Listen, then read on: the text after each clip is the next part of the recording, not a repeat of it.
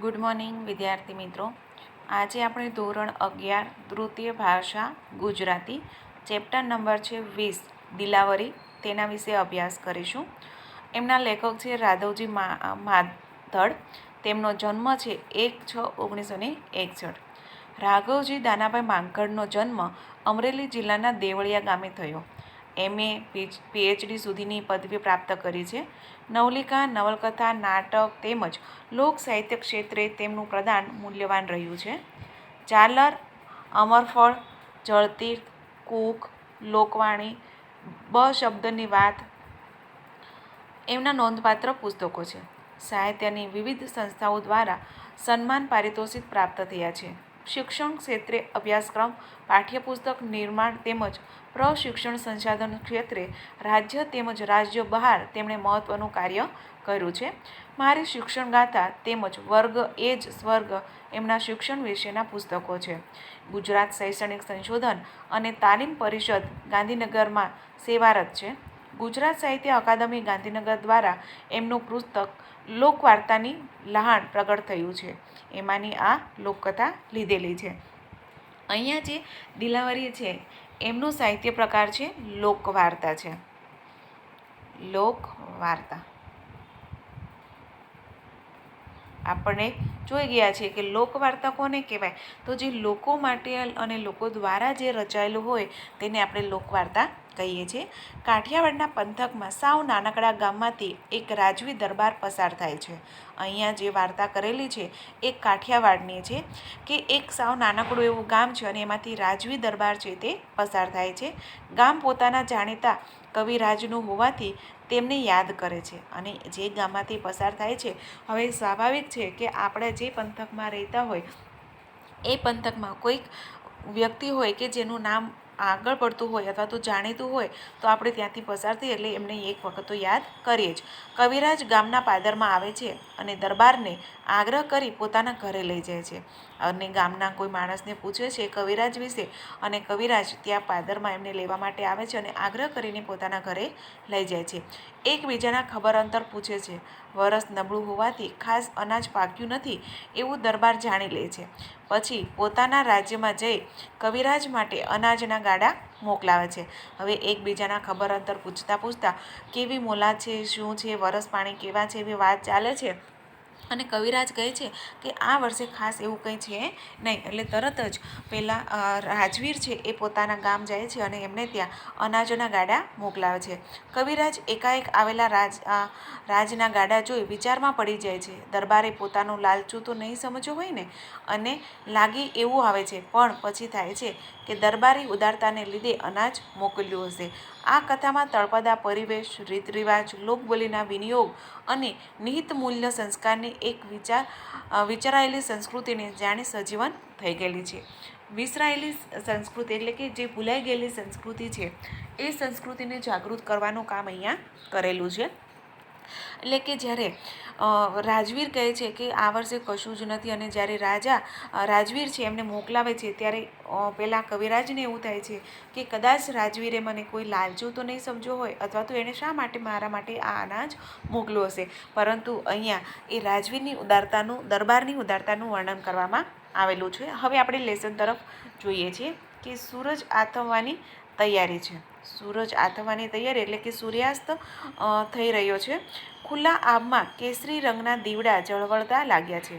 આકાશ એકદમ ખુલ્લું છે અને હવે જે આથમતો સૂર્ય હોય ને એટલે કેસરી રંગનો થોડો જેમ સૂર્ય ઉગે ત્યારે પણ એમનો કેસરી રંગના પ્રકાશ ફેલાતા હોય અને આથમતો હોય ત્યારે પણ આપણે કેસરી રંગના દીવડા ઝળવળતા હોય તેવું લાગે છે.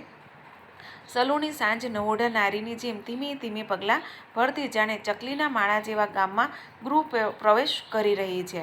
ગૃહ પ્રવેશ એટલે કે હવે ધીરે ધીરે સૂર્ય છે તે આથમી રહ્યો છે.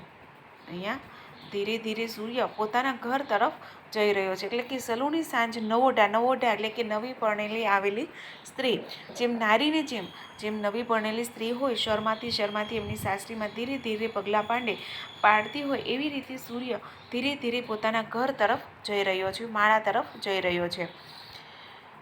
આવા વીંઝણા પંખીડા પણ માળા ભણી પ્રયાણ કરે છે. આભ વીંઝતા પંખીડા એટલે કે જે આકાશની અંદર ઉડતા જે પંખી છે એ પણ હવે સંધ્યા આથમે છે એટલે પોતપોતાના માળા જે વૃક્ષ ઉપર બાંધેલા છે ત્યાં પ્રયાણ કરવા એટલે કે એ તરફ આવી રહ્યા છે. ગામનું મહેકતું મનેક ઢોર ઢાકર સાથે ગામ ભણી આવી રહ્યું છે અને ગામની અંદર જે રખડતા ઢોર હોય છે એ પણ હવે પોતપોતાના ઘર તરફ આવી રહ્યા છે. વહેલી પરોળથી ઉલેચાઈ ગયેલું ગામ પાછું સભર થવા લાગ્યું છે. વહેલી સવારથી ઉલેચાઈ ગયેલું એટલે કે જે પોતપોતાના વ્યવસાય અર્થે જે લોકો એકબીજા બહાર, કોઈ ખેતરમાં જાય, કોઈ પોતાના ધંધાર્થે બહાર જતા હોય, એમ આખું ગામ ઉલેચાઈ ગયું. જેમ ગામડામાં આપણે કુંડી હોય અને કુંડીમાંથી જેમ પાણી લઈ અને બહાર ફેંકીએ, એમ દરેક વ્યક્તિ પોતાના કામાર્થે ઘરમાંથી બહાર નીકળી ગયા છે. અહીંયા જુઓ કેવા કેવા શબ્દોનો ઉલ્લેખ કરવામાં આવેલો છે. કદાચ આપણે એ શબ્દોનો ક્યારેય પરિચય પણ નહીં હોય, પરંતુ જે તળપદી ભાષા છે અને કાઠિયાવાડની ભાષા છે કે ઉલેચાઈ જવું એટલે કે બહાર ફેંકી દેવું એવો થાય છે. એટલે કે દરેક વ્યક્તિ પોતાના ઘરમાંથી વ્યવસાય અર્થે બહાર નીકળી જાય છે.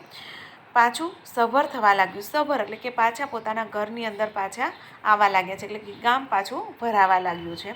આવી અહુરી વેળાએ કાઠિયાવાડના તાબેલા નાનકડા એવા સનાળે ગામના પાદરમાંથી એક ઘોડાગાડી પસાર થઈ રહી છે. અહુરી વેળા, અહુરી એટલે કે કોઈ સમય ન હોય એવી વેળા એટલે કે સમય, કોઈ સમય નક્કી ન હોય એવા સમયે કાઠિયાવાડના તાબેના નાનકડા એવા સનાળી નામનું એક ગામ છે, ત્યાં પાદરમાંથી એક ઘોડાગાડી પસાર થાય છે.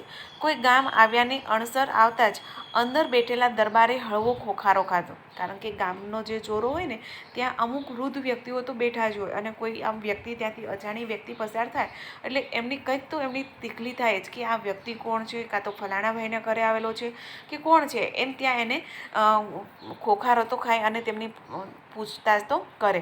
એટલે ત્યાં બેઠેલા દરબાર છે એ હળવો ખોખારો ખાધો ને સાથે ચાલકે લગામ ખેંચી. લગામ એટલે કે ઘોડાને જે ચલાવવાની જે લગામ હોય ને એ લગામ ખેંચી અને ઘોડાને ત્યાં ઊભો રાખે છે.